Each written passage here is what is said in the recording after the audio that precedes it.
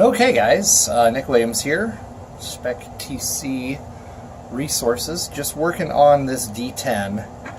As you can see, I've got the chassis pretty well down to nothing. I've been working a little bit on the bearing clearances, things like that, trying just to figure out some ways to free the car up. Rear diff feels pretty good. I'm going to go through that later in another video. But for now, we're going to talk just a little bit about bearing clearance. Every surface that you have bearings on has something that holds the bearing in. On the diffs themselves, they have these little plastic pieces that are the cams for setting up your belt tightness, or your belt tension, I should say. So the bearing slides over the outside, and then this slides over the actual bearing. So one of the things we do, especially in stock touring car or VTA or USGT, is try to find ways to make the car as free as possible. And what I mean by free is that we don't really want any resistance in the drivetrain if we can help it. Now, there's a couple of ways that we can do that. Number one, these are the bearings that came with the car. They're gritty, they're dirty, and they're kind of bound up. So we're not going to use these bearings at all. And I did have some new bearings as well that I had from previous kits that I didn't use. And they're smooth, but they're not, they're not super free. They're just your standard run-of-the-mill bearings. They're usually packed with grease.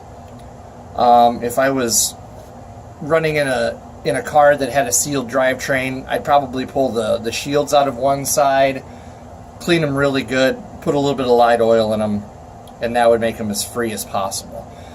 With this build, I decided to go with Acer Racing ceramic bearings, which I've heard some really good things about as far as how smooth and free they are, but I've also heard that they're a little bit brittle. So this is a first-time experiment for me. I've never used their bearings before.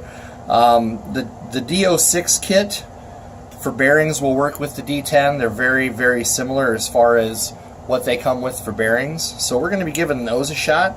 But that's not really the thing I want to talk about so much in this video. The thing I really want to talk about is, bearing clearance. Because with our small bearings, the races that the bearings run on, and what I mean by race is this outer piece of metal and this inner piece of metal. You've got little bitty ball bearings on the inside of this. Those run on those races, and they depend on those races to be as perfectly round as possible. If they're deformed in any way, they're going to cause bind, they're going to cause the bearing to not be smooth, and they're just going to make your drivetrain have a little bit more drag than it's supposed to. So if you're going to go to all the trouble of spending $70 on a bearing kit, you should make sure that you have all of your P's and Q's in place as far as your bearing clearances go. So I've been really lucky with this car so far. The bearing, when I fit bearings, what I like to see is I'm going to put this bearing in this holder, and it's going to take just minimal pressure to push that all the way down in. That's really what we're after here. That's what we're looking for. And they weren't that way when I first got them. The best way to do it is to have some sort of ream. And I do have this is a 10mm ream that you use for like rear hubs, front steering blocks, that sort of thing, where you can line this up and the ream will actually ream out the hole to the correct size. But even with the ream, sometimes you've got to go through and use a really sharp X-Acto knife, which is what I have here, and just go into your holder here and just take off a very minute amount of plastic or carbon or whatever else that you have. Take your time with these steps, because you really don't want to make it too big. You also don't want to make it out of round if you can possibly help that. Remember, any deformity to this bearing is going to cause it to bind. So if you make this too big, then you've got a bearing that flops around. And what ends up happening is this whole assembly will shift one way or the other. That's going to cause bind under load. It's going to make the car brake inconsistently. So we want to make sure that the clearance is good to where there's no slop after we got done taking a little bit of material out of here.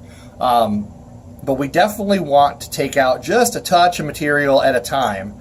And you want to make sure that it's even all the way across the bearing mating surface here, because you don't want the bearing to have to ride a little bit tighter on the inside and a little looser on the outside. So I've already done this with this one. So this bearing just really just kind of falls into place with minimal effort, and there's no movement. It's in there nice and square. It's in there flush all the way through, and that's really what you're looking for, is to do it that way. So then when you put this all back together, you know, that spins just really nice and free, and that's really what we're looking for here. So but I'm going to show you an example, like with this rear hub. When we go to take the bearing out, that bearing came out fairly easy, but the first bearing that I popped out, it took some force to get out. And that's, if you watched my previous video, it's not unusual. My previous live video on Facebook for this car, it was pretty bound up when I got it in the mail. So just what I do is I take my 10mm ream and I go into this and I just twist it a few times just to clear it out, get some clearance. And as you can see, we'll have just a little bit of stuff come out, and that's what we're looking for. So like little piece of plastic here, and then you can see that that's been reamed a little bit here. So we'll just pull out all those little pieces of junk here. When I initially put the ream in, it was fairly tight, and then now it loosened up as it went. So now I can pop the bearing back in, and we'll see if it's any better here. So still a little bit tight for my liking, but it's not going to cause any bind that way. And that's the whole reason for that. You know, those should pop out in and out fairly easy. So the ream will get you part of the way, makes everything nice and square, and then I'll just go in here with my X-Acto knife and pull out. And like I said, I'm just trying to be very careful. I'm just trying to skim it a little bit here. Just really, the best way to look at this as you're doing it is you can see, if we can see in here, there's a little bit of discoloration from my X-Acto knife versus the nice smooth side that the ream gave me. So that's kind of how you know. And I use the back side of the X-Acto knife as a scraping side as well. So if you're not comfortable using a really sharp blade, sometimes using just the back side of your knife is a good way to take off a little bit of material too. So I'm just going to kind of work this around here. Try not to take off too much material if I can help it. And as you can see, I'm using really both sides of the blade here. And I'm watching kind of where the discoloration starts from me cutting away at this to make sure that I'm getting it all the way across the bearing mating surface.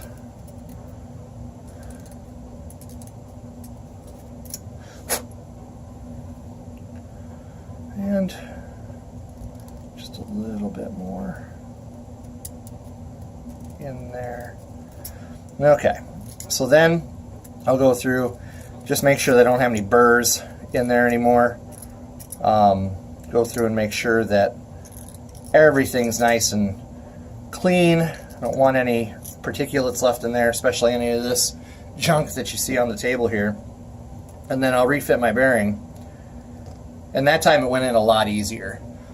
That time it went in a ton easier. Might have been a little bit off camera when I did that, so let's try that again. Did some racing in some heat yesterday, and my hands are not liking me today. So just fit that back in there, and that went in with some pretty minimal force.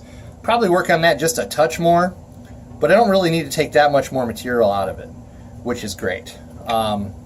And really, after you're done hitting it with the X-Acto knife, if you have a 10mm ream, you can hit it with the 10mm ream again. That'll make sure that everything's nice and square and flat. Just make sure that you take your time. Yeah, that's about perfect now. I must have had a little burr in there or something like that. But just make sure that you take your time when you're clearancing these bearings, the last thing that you want is for that bearing to be loose inside that hub carrier. That's just going to cause you all sorts of problems. It's going to give you a lot more slop, especially out on the wheels, where you definitely don't want it. So, hope this video was insightful, and we'll keep on doing these. See ya.